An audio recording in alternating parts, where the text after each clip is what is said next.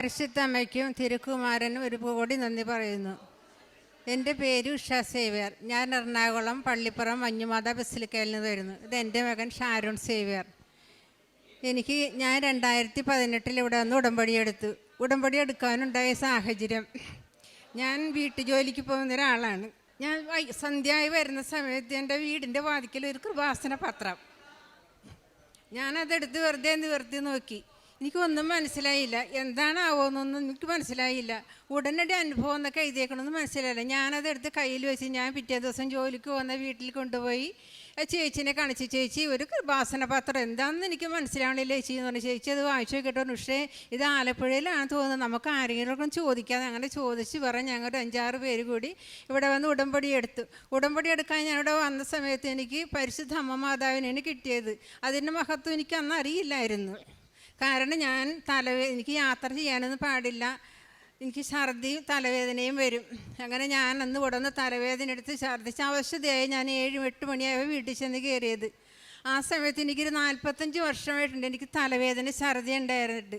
ആ തലവേദന ഛർദി എനിക്ക് അന്ന് തന്നെ മാറിപ്പോയി, ഞാനത് അറിഞ്ഞില്ല. അതിനുശേഷം കൊറോണ വന്നതിന് ശേഷം എനിക്ക് ഉടമ്പടിയൊന്നും പാലിക്കാനൊന്നും പറ്റിയില്ല, അത് ആ വഴിക്ക് വിട്ടുപോയി. പിന്നെ ഒരു പ്രാർത്ഥന, വൈകിട്ടത്തെ പ്രാർത്ഥന അത് വിട്ടുപോയിട്ടില്ല. അതെവിടെ പോയാലും എങ്ങനെയാലും ഞാൻ ആ പ്രാർത്ഥന ചൊല്ലുമായിരുന്നു. അങ്ങനെ ആ ഒരു ഇതിലൂടെ ഇങ്ങനെ പോയിക്കൊണ്ടിരുന്നു. അപ്പോൾ അതിനുശേഷം ഞാൻ ജോലി ചെയ്യുന്ന വീട്ടിൽ നിന്ന് എനിക്കൊരു പഴയ ഫോൺ തന്നു. ആ പഴയ ഫോൺ കിട്ടിയപ്പോൾ ഞാൻ യൂട്യൂബ് തുറന്ന് ഞാൻ ഇതിൻ്റെ സാക്ഷ്യങ്ങളെല്ലാം കേൾക്കാൻ തുടങ്ങി. സാക്ഷ്യങ്ങൾ കേട്ട് കഴിഞ്ഞപ്പോഴാണ് എനിക്ക് ഓരോന്നിൻ്റെയും എനിക്ക് കിട്ടിയ അത്ഭുതങ്ങളെ പറ്റി എനിക്ക് മനസ്സിലായത്. അപ്പോൾ എനിക്ക് തോന്നി ഇവിടെ വന്ന് സാക്ഷ്യം പറയണമെന്ന്. അങ്ങനെ ഞാനിവിടെ വന്ന് വീണ്ടും വന്ന് ഉടമ്പടി പുതുക്കി അതിന് ശേഷമാണ് എനിക്ക് അത്ഭുതത്തെ പറ്റി ഞാൻ ഓർത്തത്. ഞാൻ നിയോഗത്തിൽ വെക്കാതിരുന്ന കാര്യമാണ് എനിക്ക് ആദ്യം സാധിച്ചു കിട്ടിയത്. എൻ്റെ വീടിൻ്റെ പണിയൊന്നും പൂർത്തിയായിട്ടുണ്ടായിരുന്നില്ലായിരുന്നു, വീട് പൊളിഞ്ഞൊക്കെ കിടക്കുന്ന ഒരു അവസ്ഥയായിരുന്നു. അപ്പോൾ ആ സമയത്ത് എനിക്ക് മനസ്സിലായില്ല. അപ്പോൾ ഞാൻ വീട്ടു ജോലി ചെയ്യുന്ന ചേച്ചി പറയുന്നത്, ഉഷയുടെ വീട് പൊളിഞ്ഞ് കിടക്കുകയാണോ, എന്തെങ്കിലും ചെയ്തിട്ടെ? അപ്പോൾ ഞാൻ വേണ്ട ചേച്ചി, അങ്ങനെ ചെയ്യണ്ടെന്ന് ഞാൻ പറയാണ്.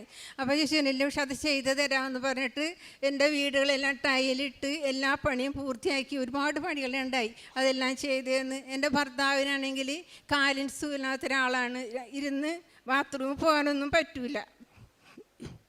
എനിക്ക് ഒരു യൂറോപ്യൻ ക്ലോസറ്റൊക്കെ വെച്ച് എന്ന് സഹായിച്ച്. അങ്ങനെ പരിശുദ്ധ അമ്മയ്ക്ക് ഒരുപാട് നന്ദി പറയുന്നു.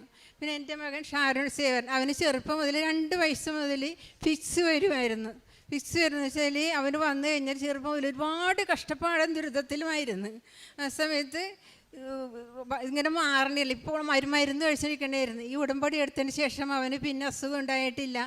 അവനിപ്പോൾ ആ അസുഖത്തിൻ്റെ ഒരുപാട് മോചനം വന്ന് പിന്നെ ആസ്പത്രിയിൽ കൊണ്ടുപോകാനിട വന്നിട്ടില്ല. അല്ലെങ്കിൽ ഇത് വന്നു കഴിഞ്ഞാൽ ഉടനെ അവൻ ആസ്പത്രിയിൽ കൊണ്ടുപോയി ICUലാണ് കയറ്റുന്നത്. 5 ദിവസം ആസ്പത്രി കിടന്നാണ് ഞങ്ങൾ വരാറ്. ഉടമ്പടി എടുത്തതിന് ശേഷം എനിക്കിത് ഉണ്ടായിട്ടില്ല.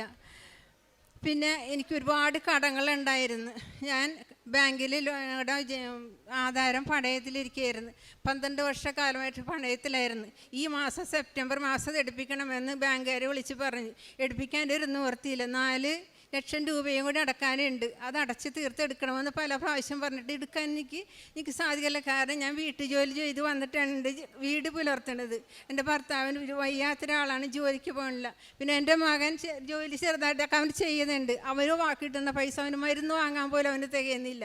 അപ്പോൾ ഈ കടങ്ങളെല്ലാം ഇങ്ങനെ വീട്ടുമെന്നോർത്ത് ഞാൻ വിഷമിച്ചിരിക്കുന്ന സമയത്ത് ഞാൻ ഉടമ്പടിയിലല്ലേ, എന്തിനാണ് ഞാൻ വിഷമിക്കണത്? ഞാൻ ബാങ്കിൽ നിന്ന് പത്രം എടുത്ത് ഇവിടെ കൊണ്ടുവന്ന് ഞാൻ മാതാവിനെ മുട്ടിച്ച് മാതാവിനെ പ്രാർത്ഥിച്ച്, മാതാവേ എനിക്കൊരു വഴി കാണിച്ചു തന്നെ മാതാവേ, ഈ സെപ്റ്റംബർ മാസം ഇത് എടുക്കണമെന്നാണ് പറയണത്, എനിക്കൊരു വഴിയില്ല മാതാവേ, എനിക്കൊരു വഴി കാണിച്ചു തന്നെ വന്ന് ഞാൻ മാതാവിനോട് പ്രാർത്ഥിച്ചു.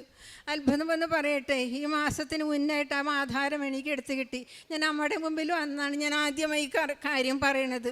ശരിക്കും പറഞ്ഞാൽ ആധാരം എന്ന് വെച്ചാൽ കണ്ടിട്ടില്ല. എൻ്റെ മോൻ പറയായിരുന്നു, അമ്മ ഈ ആധാരം ഒന്നും എങ്ങനെ ഇരിക്കണം, നമ്മൾ കണ്ടിട്ട് പോലും ഇല്ല. ശരിക്കും പറഞ്ഞാൽ എന്നും ഈ സാധനം നമുക്ക് കടത്തി തന്നെയാണ് ഇരിക്കുന്നത്.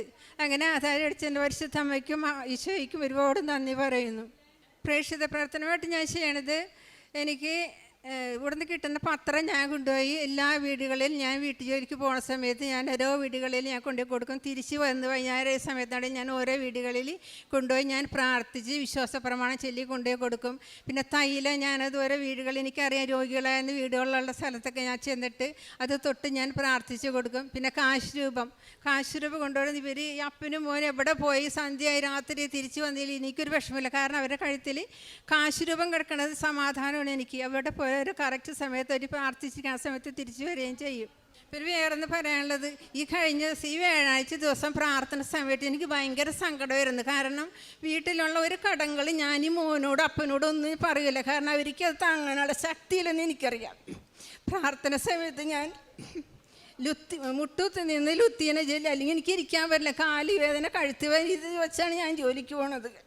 ഞാനങ്ങനെ മുട്ടുകുത്തി നിന്ന് പ്രാർത്ഥിച്ച് ഒരുപാട് കരഞ്ഞ് എനിക്കത് ഭയങ്കര സങ്കടമായിരുന്നു. ഭയങ്കര സങ്കടപ്പെട്ട് ഞാൻ മാതാവിനോട് മനസ്സിൽ പറഞ്ഞു, അമ്മേ എന്നെ സഹായിക്കാൻ ആരുമില്ല, അമ്മേ എൻ്റെ സങ്കടം കേൾക്കാൻ എനിക്ക് ആരുമില്ല, അമ്മ മാത്രമേ ഉള്ളൂ, അമ്മ എനിക്ക് തുണയായിരിക്കണമേ, എൻ്റെ സങ്കടം അമ്മയോട് മാത്രമേ ഞാൻ പറയുള്ളൂ. ഞാൻ കുറേ കരഞ്ഞാണ് ഞാനന്ന് കിടന്നുറങ്ങിയത്. അപ്പോൾ ഇവൻ്റെ പ്രാർത്ഥന ദിവസം ഞങ്ങൾ പിന്നെ ഉപ്പും അത് വെള്ളത്തിൽ കലക്കി ഞങ്ങൾ 3 പേരും കഴിച്ചിട്ടാണ് ഞങ്ങൾ കിടക്കണത്. അന്ന് ഇവൻ്റെ മുറിയിൽ ചെന്നിട്ട് ഞാൻ പറഞ്ഞു, മോൻ നമുക്ക് ഭയങ്കര വിഷമോടാ, നീ ഉടമ്പടി എടുത്തിട്ടുണ്ട്. അപ്പോൾ ഞാനിവിടെ പറഞ്ഞ മോനെ എനിക്ക് എന്ത് ഭയങ്കര വിഷമം, മോനെ എന്ത് ഭയങ്കര സങ്കടം അമ്മക്ക്, നീ ഈ നിൻ്റെ ഫോൺ വെച്ചിട്ട് നീ എപ്പോഴും പാട്ടൊക്കെ വെച്ച് കേട്ട് കിടക്കല്ലേ, നീ മാതാവിൻ്റെ പ്രാർത്ഥന എന്തായാലും കഴിച്ചൊക്കെ തന്നെ ഇല്ല, അതൊക്കെ കണ്ട് കിടക്കണം, നിൻ്റെ മൊബൈലിൽ പൊട്ടിത്തെറിച്ചൊക്കെ പോകാൻ ഇട വരുത്തരുതിട്ട മോനെ എന്നൊക്കെ ഞാൻ ഇവരോട് പറഞ്ഞു.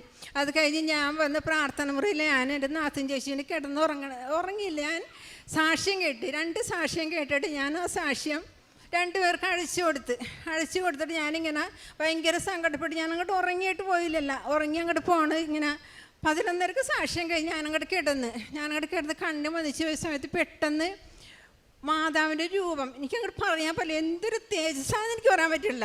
മാതാവിൻ്റെ മോഹൻ്റെ മുന്നിലോട്ടാണ് അങ്ങോട്ട് അടിച്ച് ഞാനിങ്ങനെ നിവർന്ന് കിടക്കുകയാണ്. ഇങ്ങനെ അടിച്ചിട്ട് എനിക്കൊന്നും പറയാൻ പറ്റണില്ല. അപ്പോൾ കണ്ണിലോട്ട് അങ്ങോട്ട് അടിച്ചിട്ട് എനിക്ക് ഭയങ്കര കണ്ണങ്ങോട്ട് ഇതായിപ്പോൾ എനിക്ക് കണ്ണ് തുറക്കാൻ പറ്റുന്നില്ല, കൈകാലം അനങ്ങണില്ല. ഞാനങ്ങനെ എൻ്റെ മാതാവ് എനിക്ക് മനസ്സിലായി, എൻ്റെ മാതാവേ ശക്തിയായിട്ട് ഇങ്ങനെ വിളിച്ച് കഴിഞ്ഞ സമയത്ത് എനിക്ക് കയ്യും നനക്കാൻ പറ്റില്ല. ഞാനിപ്പോൾ ആരെങ്കിലും ഒന്ന് വിളിക്കാൻ എൻ്റെ മനസ്സിലുണ്ട്. എനിക്കിപ്പോൾ സാക്ഷ്യങ്ങളൊക്കെ കേൾക്കുമ്പോൾ എൻ്റെ മനസ്സിലുണ്ട് ഇങ്ങനെ ഉള്ളിൽ ബോധമുണ്ട്, നമുക്കൊന്നും പറയാനെടുക്കാനൊന്നും പറ്റില്ല, ഒന്ന് കൈയും കാലം കെട്ടി ഞാൻ കാണിക്കേണ്ട. പക്ഷേ ആരും അനങ്ങടെ എന്നെ ഉറങ്ങിയിട്ട് പോലില്ല. എൻ്റെ ഉള്ളിൽ എനിക്ക് ഓർമ്മയുണ്ട്. ഞാനങ്ങനെ ഒരു കണക്കിന് കണ്ണ് തുറന്ന് ചാത്തും ചേച്ചിനെ വിളിച്ച ആ സമയത്ത് എനിക്ക് കണ്ണ് തുറയണില്ല. അപ്പോൾ എനിക്ക് മനസ്സിലായി എൻ്റെ മുഖത്തോട്ട് അടിച്ചാൽ വെട്ടത്തിട്ടുണ്ട് എൻ്റെ കണ്ണിൻ്റെ ഈ ഭാഗത്തായിട്ട് ഇങ്ങനെ വീർത്ത പോലെ ഇങ്ങനെ ഇരിക്കുന്നതാണ്. അപ്പോൾ എനിക്ക് മനസ്സിലായി മാതാവ് നമ്മുടെ വീട്ടിൽ വന്ന് ഞാനങ്ങനെ വിളിച്ച് ഇവരോട് പറഞ്ഞു, മാതാവ് നമ്മുടെ വീട്ടിൽ വന്നിട്ട് നമ്മുടെ കഷ്ടപ്പാടും ദുരിതങ്ങളൊക്കെ എല്ലാം ഇനി മാറ്റി തരും കേട്ടാന്ന് പറയുകയും ചെയ്തു. സ്നേഹം നിറഞ്ഞവരെ, ഉഷാ സേവ്യർ എന്ന സഹോദരിയാണ് തൻ്റെ ഉടമ്പടി ജീവിത സാക്ഷ്യം നമ്മളുമായിട്ട്